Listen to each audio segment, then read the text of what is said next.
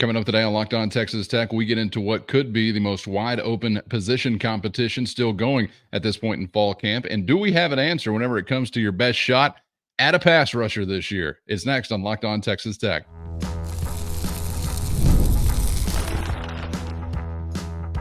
You are Locked On Texas Tech, your daily podcast on the Texas Tech Red Raiders. Part of the Locked On Podcast Network, your team every day. Great to be with you again on Locked On Texas Tech on the Locked On Podcast Network, your team every day, always free and available on YouTube or anywhere you get podcasts. And thanks as always for making us your first listen. Today's episode brought to you by Gametime. Download the Gametime app, create an account, and use our code Locked On College for $20 off your first purchase. With the only Chris Level, I'm Casey Cowan. Chris, great to be back with you today as we continue to roll through fall camp and nearing the technical end of fall camp as a game week, honest to goodness, red, white, and blue game week is almost at our doorstep. So time somewhat running out for some of these things that we've been discussing to continue to play out in the competitive way that they have.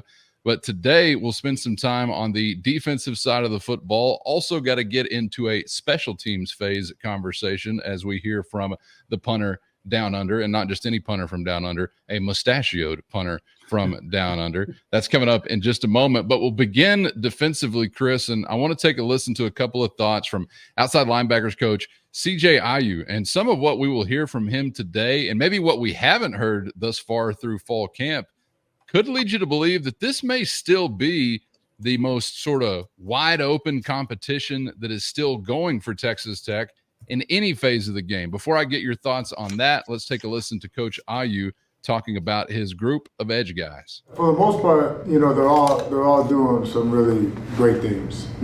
Harvey Dyson has been the most consistent at what he's doing. A lot of young guys have been proving themselves. Isaac, it's been a while since Isaac's been playing football, so he's knocking off the rust there. You got Charles, you got Joe, so we got a really good room that is trying to get as much experience during camp and just kind of move them around and see, every day it's somebody new, showcasing something new. There's not one guy who's like really shown that he's the alpha, I think everybody is kind of, they have their strengths. Some guys do things better than others, so I just got to move them around in different positions. That's the great thing about this defense is you really get to showcase guys in different packages and what they can do ability-wise and what they can handle. That's the big part about it, if they can handle it. Chris, this was one of a few places on the defensive side specifically where you had kind of a casting call for some guys to step in and make an impact, and you hear Harvey Dyson's name there. We'll circle back to him, and he's certainly one that's gotten a few mentions following some scrimmage settings. But I feel like overall, we haven't really heard, at least in terms of this guy is cemented here, this guy is entrenched here. I don't think we've heard so much about maybe this competition kind of being whittled down to a specific number. Now, I don't know if I'm wrong or right to presume that Isaac Smith, for the most part, maybe has been leading the group, but maybe not. But otherwise, I'm kind of wondering as we sit here in the final de facto week of fall camp, is this still the biggest sort of most wide open competition going, or do you think maybe it's been a little bit narrowed down further than what it sounds like possibly? Yeah, I don't know if it's been narrowed down at all, and I don't know if it's. I'll be real curious when we get down to it how they will divvy up the reps, because there's. I mean, I may be missing somebody here, but there's 5 guys that I know, if healthy, they're gonna play a ton. I mean, now is that if we have 100 reps, is that 40-40-20? Is that, I mean, how does that group of 5 kind of work in to getting those reps? But I mean, Charles Esters is going to play. Amir Washington is going to play. Isaac Smith is going to play. Joe Adedere is going to play. And then we're sitting here talking about Harvey Dyson, who's maybe had the best camp up to this point. I love what, by the way, you mentioned, opening day or, the opener. I'm a big bunting guy, like you mentioned the red, white, and blue with like the stars, and it hangs around on the bunting. It's a baseball thing, I Yeah. guess. Is there a football equivalent to like the opener to like that we just embrace the, I don't know. Maybe there needs to be. I don't know. Yeah, let's work it up. I'm down to gin it up. Yeah, that's right. Let's get some red, white, and blue hanging out of the window sills. Exactly. Yes, it's just it feels just makes you feel good, patriotic and happy, and the new of a season. Nobody's lost yet. Everybody's still happy with everybody. Lots of optimism. That's right. And before we keep going about Coach Ayu, I will say that if I ever get into some trouble and I'm around said group of player/coach, he might be number one on the, hey, where's CJ at? He's your guy. I may ask for his help before anybody else's. Okay. But what I really liked what he said is that I was trying to think of a good analogy to try to explain this in non-football terms, but I love the fact that there is so much versatility to this defense, because I think we would all agree, and you would too, I would, everybody that's listening to this would say, wouldn't you want a Tyree Wilson on this team? 1,000%, hands down.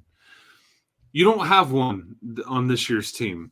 So what I hear Coach Ayu talking about is we've got certain things that highlight this, certain things that highlight that, certain things that will put these guys in a good spot, but they're not.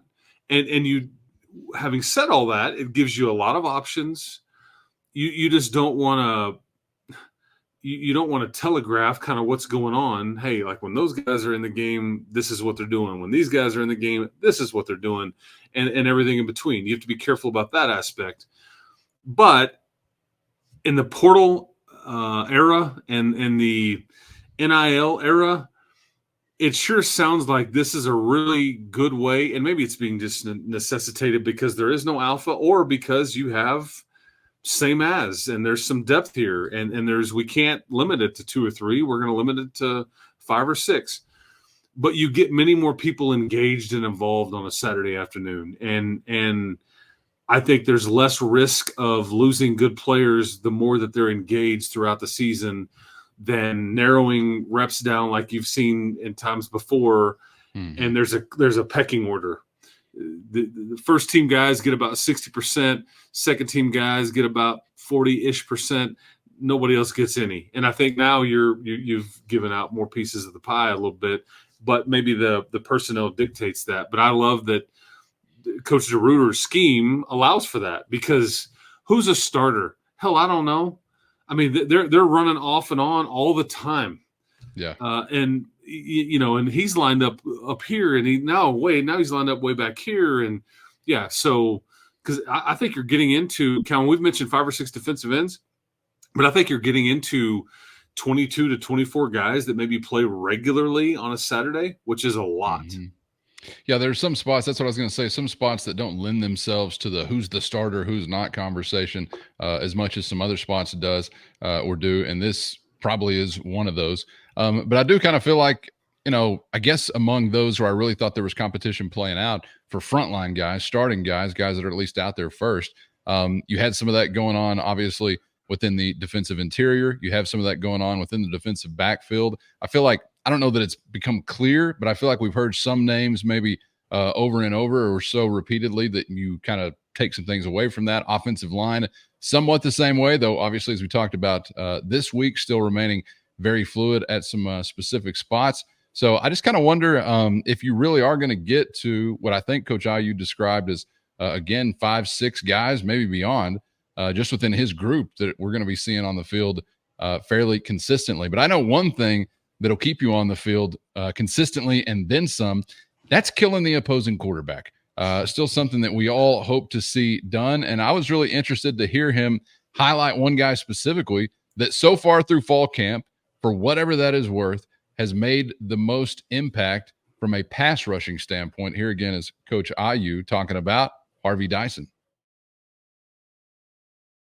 First, today's episode brought to you by Gametime. Never sweat buying tickets to your favorite event again with Gametime. It's always a breeze using the Gametime app where you're going to find the best last-minute deals, and I love being able to scout out a view from any seat before pulling the trigger. Of course, you're always doing it at the lowest price guaranteed. Gametime has deals on tickets right up to the start of the event and even an hour after it begins, which means you can finish off that final brat, that final beer at your own pace at the tailgate, because Gametime is the place to find last-minute seats to any event. Gametime gives you the fastest and easiest way to buy tickets, but not just fast, also secure and simple to use. So right now, download the Gametime app and create an account and use our promo code LOCKEDONCollege for $20 off your first purchase. Terms do apply. Again, create an account and redeem our code LOCKEDONCollege for $20 off. Download the Gametime app today for last-minute tickets at the lowest price,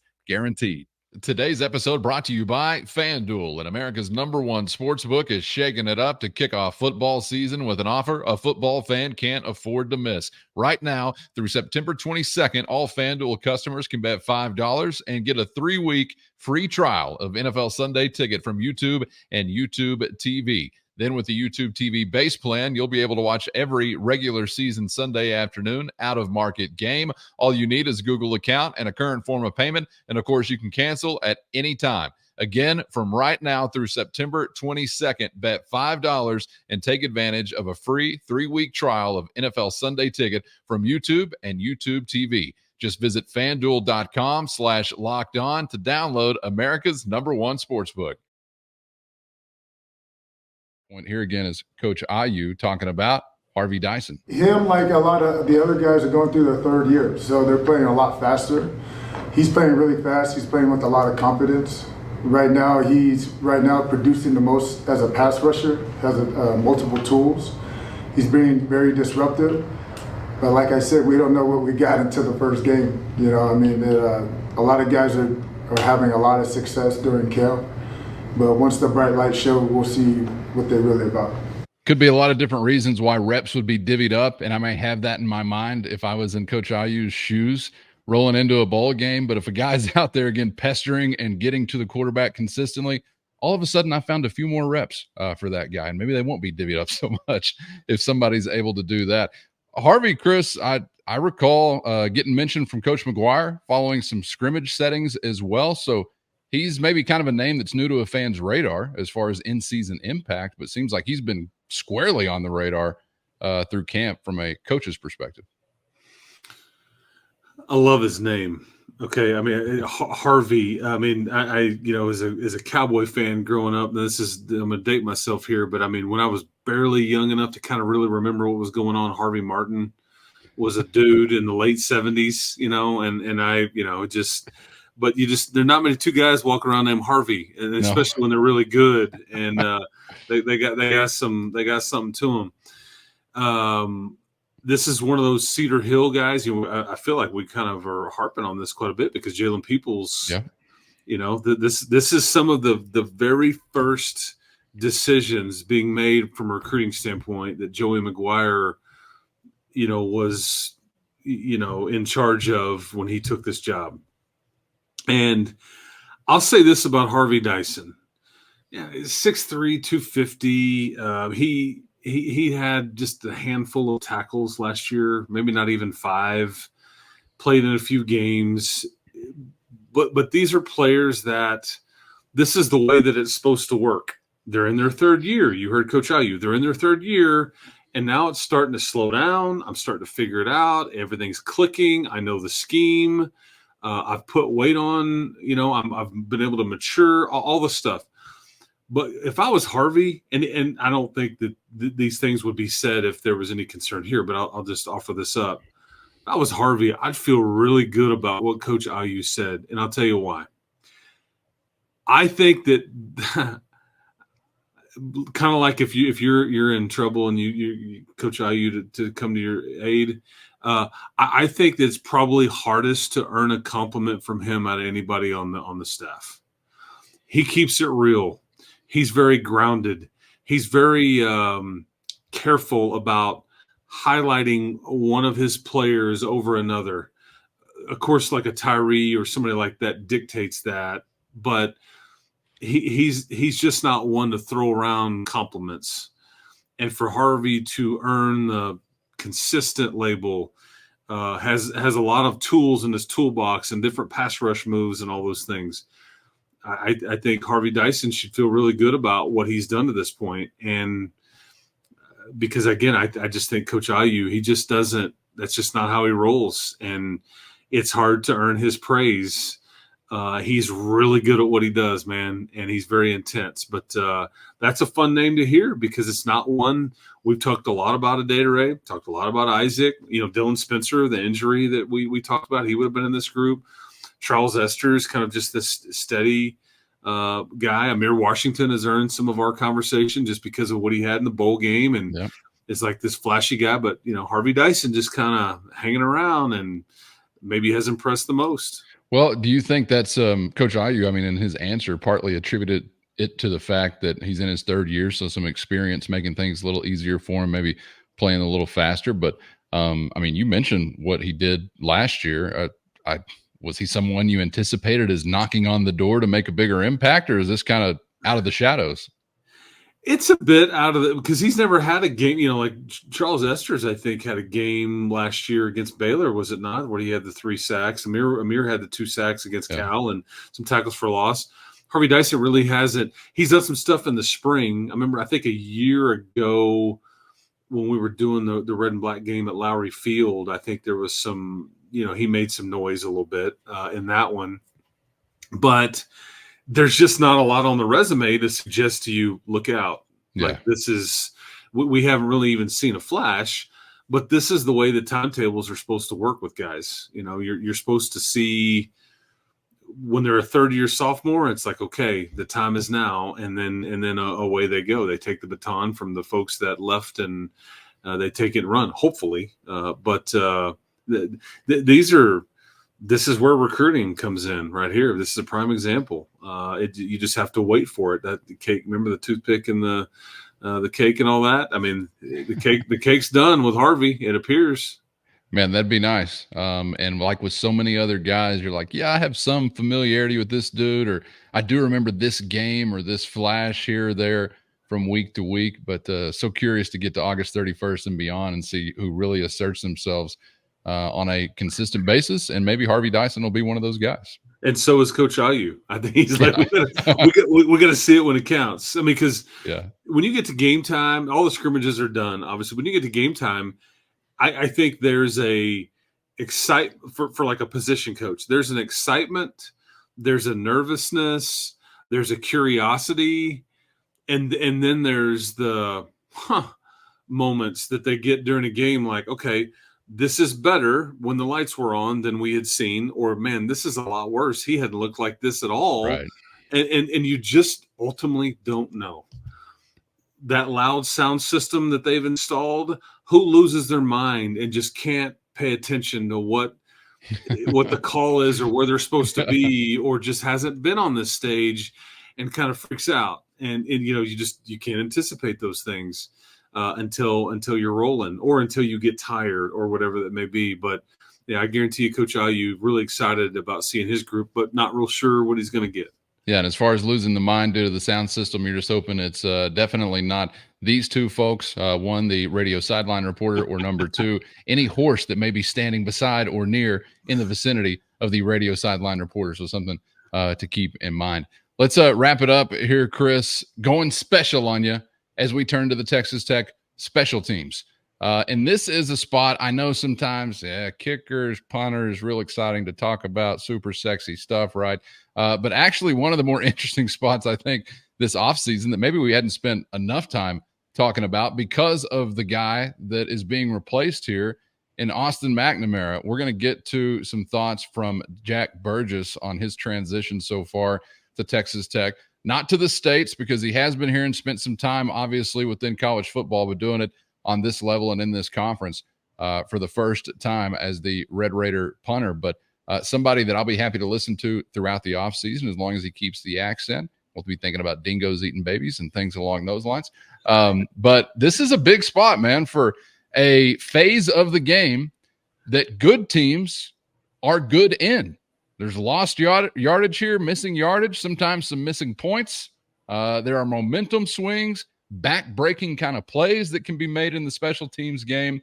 And as I talk about a good team that's usually good in this phase, I got a Kansas State logo, Bill Snyder's face flashing inside of my head. But you get the idea. If you want to compete for something interesting along the lines of hardware in your conference or anything beyond, well, it takes all three phases, right? So special teams is not an afterthought. And obviously the punter is a guy that can really do some wonders for flipping the field, pinning an offense deep, things like that. And with McNamara, we've been in a pretty good spot with the guy that was pretty consistently capable of doing that kind of thing. So a big year, to say the least, coming up for Jack Burgess, the punter from down under. First, today's episode brought to you by Ibotta, a free app that gives you the most cash back every time you shop on hundreds of items so you can make sure you're beating inflation no matter what you're buying. Other apps give you points that don't amount to much, but with Ibotta, just add your offers in the app, upload your receipt, and you can get real cash that you can cash out to your bank account, PayPal, or even gift cards. Join the over 50 million users and earn cash back every time you shop from over 2,700 brands and retailers, including Lowe's, Best Buy, and plenty more. And right now, Ibotta is offering our listeners $5 just for trying Ibotta by using the code LOCKEDONCollege when you register. So just go to the App Store or Google Play Store and download the free Ibotta app to start earning cash back and use our code LOCKEDONCollege. That's Ibotta, Ibotta, in the Google Play or App Store, and use our code LOCKEDONCollege. And with McNamara, we've been in a pretty good spot with the guy that was pretty consistently capable of doing that kind of thing. So a big year, to say the least, coming up for Jack Burgess, the punter from down under. Yeah, this is a position group or a group of players that I'm just, maybe I should muster up some concern. I don't know. If you want me to, I'll freak out if you want me to on cue, like, oh no, what do we, but right now I feel like you're in great hands with Gene. I know what Coach Perry said the other day. Anybody out there make a kick? I mean, you've got guys that can do it. You got a really a kickoff guy and you've got a field goal guy, and they can do both too. But I think Jack Burgess was one of those sneaky additions in the portal window. That, I mean, what was it, like 47 yards a punt, and really, I mean, he's got some tools in his toolbox too. He can do the rugby style and roll out. He's, as he calls them, spirals. Like, you want me to just kick a spiral? Is that what Right. And I feel like this is where we say shrimp on the bobby, that whole deal. But what a great personality. What a great, positive, smiling, happy to be here personality. And I'm excited about, and I think he's got an extra year. So, this is his junior year. Okay. So I think you've got a little more time with him, but I think that's right. But Weber State, right? I believe so. He used to wear purple, and now he looks a lot better in red and black. Got a major upgrade there, wardrobe wise. And he's got a sweet stash, man. Well, let's not keep the audience hanging in mystery any further. If you're watching on YouTube, you can get a look at this yourself. If not, just enjoy the dulcet tones of one Jack Burgess talking about his relationship with the aforementioned special teams coach Kenny Perry. Here's Jack. It's been awesome. He's been really good. He told me when I was on my first phone call with him before I ever came out here, he told me like how tough he was going to be on me, and that was true. He's definitely been hard on me, but in a good way. Like, I wouldn't change it at all. So like, it's tough, but it's made me better 100%. So he's like he knows like when to be hard on me and when to sort of like bring me in, like, to be matched with me. So. Chris, this is part of an interesting sort of bigger story, and Jack actually talked about this in his conversation with the media, but Australian programs, and one that he was a part of, that are really there to facilitate a transition to American football. And Jack Burgess is not alone in the States this year on the college level that'll be booting it for a college team. So kind of interesting to sort of see this like specialist pipeline down to Australia, I guess, now for American football fans. It's a specialist store to shop from. I mean, and I don't know how many years it's been going, but there's, I think Texas Tech had, I think with the time that Cliff was let go, I think there was a Australian rules football player that was a punter named Sandy. Oh, I can't remember his name, but he was committed to Tech and he ended up going to TCU. So we had to play against him several years. But this has been a pipeline for many schools, or just as an option when you're looking for a punter or a kicker for several years now. It's pretty fascinating. But they grow up with, the whole learning how to punt traditionally and then on the run. And so they've got some more things to their game. I think what Jack has stated, because I just, you're not replacing Austin McNamara. It's just unrealistic to, not that Austin was perfect, but speaking of consistent, and it's like if you're listing concerns, I mean, he's just darn near at the last of things you're worried about with your football team. Even if he has and for him anyway, if he had a bad game, it's like, man, we're going to be just fine. Like a bad game for him, and everything's good. Right. But for Jack, I think what he's touched on is that they were typically more rugby style and more rollout punter style where he was last year. This year, it's going to be more traditional, but he can do both. But where I think he wants to be better is the touch. Hey, we're 40 yards out from the goal line. Don't hammer it, and we net 20 yards. And it's the touch and being able to kick it 35 when I want to kick it 35 and pin them down. It's those kinds of things.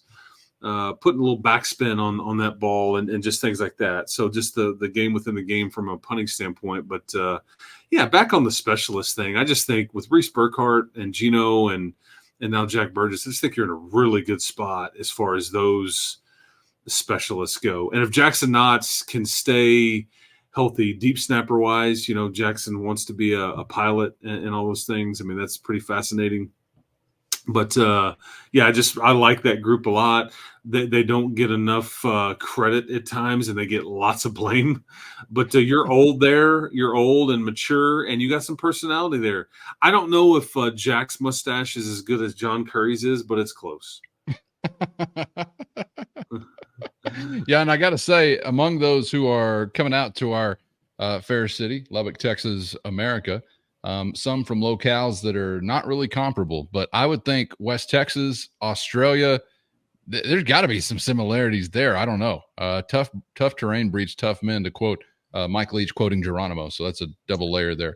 But welcome, Jack. Hope you're enjoying it so far, and hopefully something to enjoy from the punting game this season. I do not agree with the assessment that Zach Kitley delivered once upon a time that only the punter's mother and the opposing fans want to see the punter come out on the field. Sometimes it's time. The game calls for it, and hopefully Burgess will be there to answer whenever that call is issued.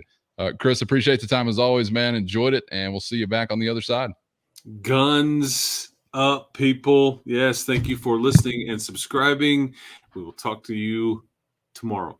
Get subscribed on YouTube or anywhere you get podcasts if you haven't so far, so you never miss an episode. Thanks for making us your first listen. For your second listen, check out Locked On College Football on YouTube or anywhere you get podcasts right here on the Locked On Podcast Network. And, of course, one of the best ways to help us grow the show is to comment anything below, so thanks to those who are doing that daily. For Chris, I'm Casey. Thanks for being out there, and we hope to see you back for the next round on Locked On Texas Tech.